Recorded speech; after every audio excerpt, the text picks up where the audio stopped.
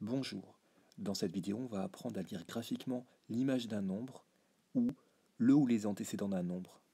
Petit rappel, une fonction peut être vue comme une sorte de machine qui transforme donc un nombre de départ, appelé x, en un autre nombre qu'on appelle f de x, qui est en fait l'image de la valeur x par cette fonction f.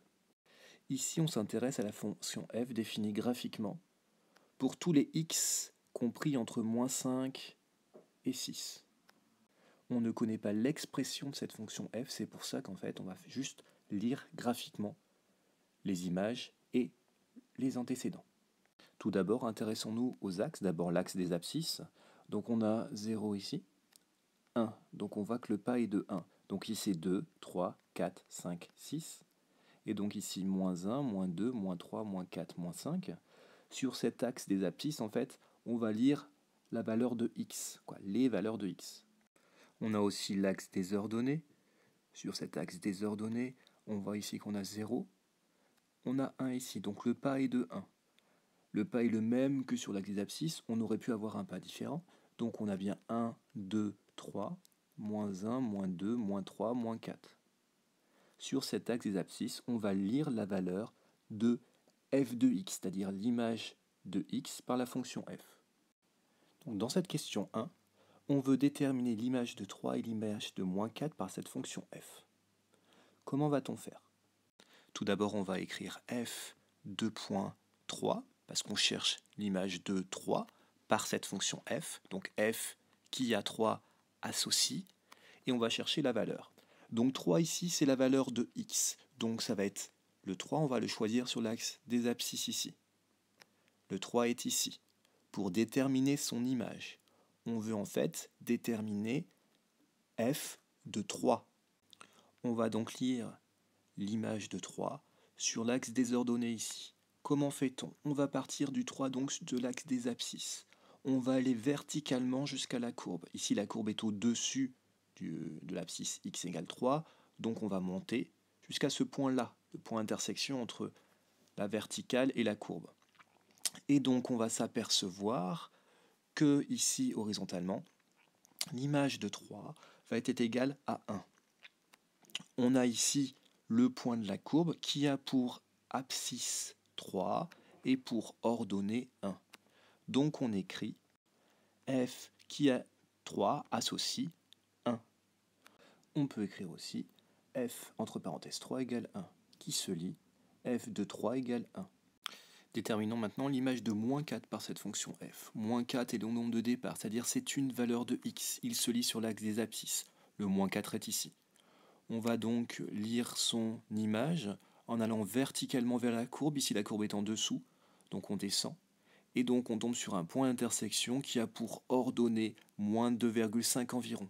Donc on va écrire que par la fonction f, -4 a pour image -2,5, ou f de -4 égale -2,5. On pourrait écrire des phrases à la place de cela. L'image de 3 par f est 1, et l'image de -4 par f est environ -2,5.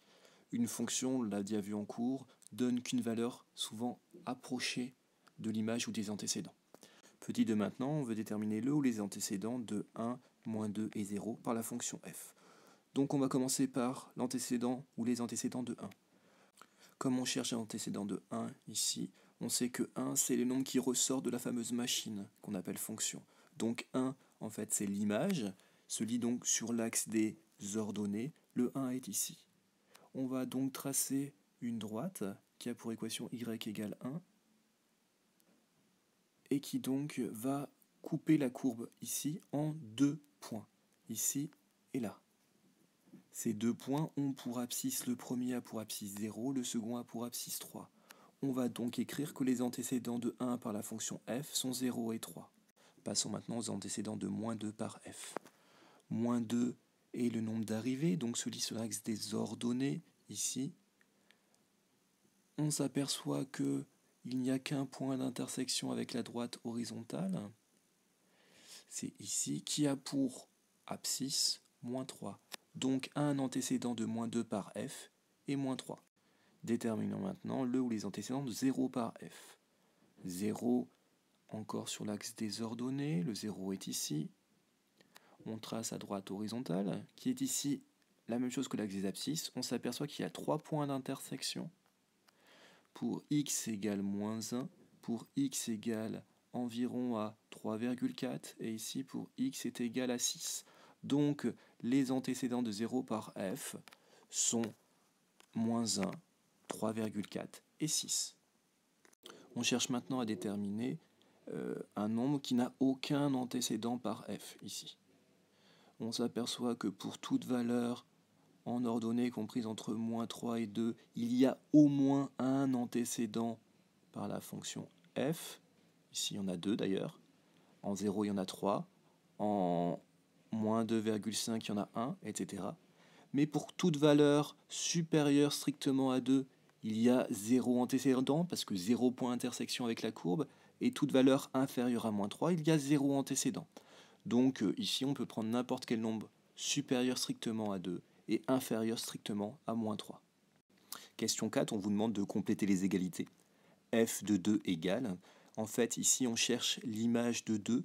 2 c'est le nombre de départ, le nombre que l'on met dans la machine, on cherche son image. Donc le 2 c'est une valeur de x, le 2 on va le prendre sur l'axe des abscisses, on va aller verticalement, on trouve le point d'intersection avec la courbe, et donc l'ordonnée de ce point d'intersection est 2. On a donc f de 2 égale à 2.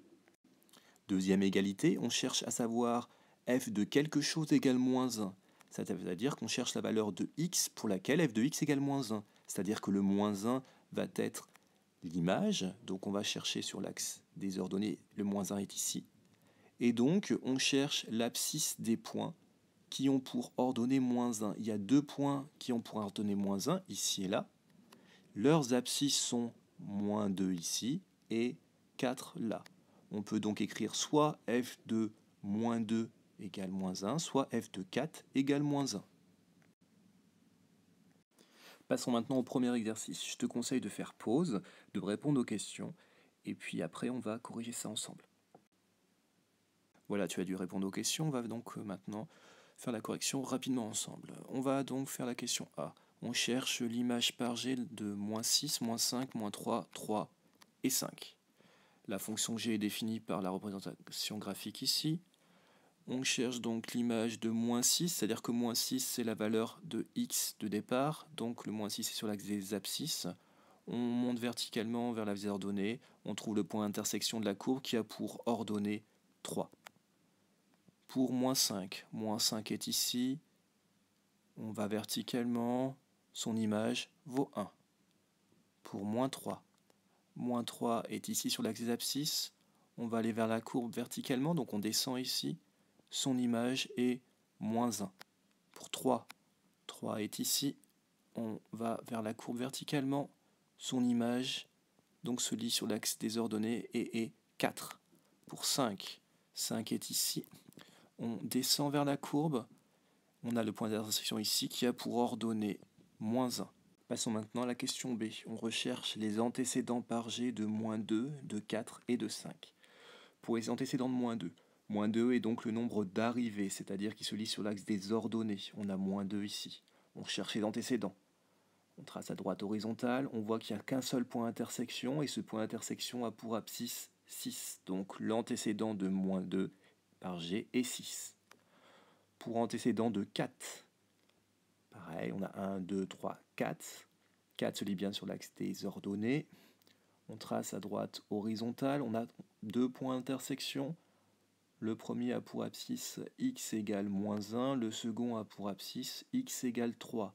Donc, les antécédents par G de 4 sont moins 1 et 3.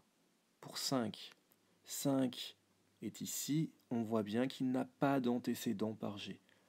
Donc on écrit juste 5 n'a pas d'antécédent par G.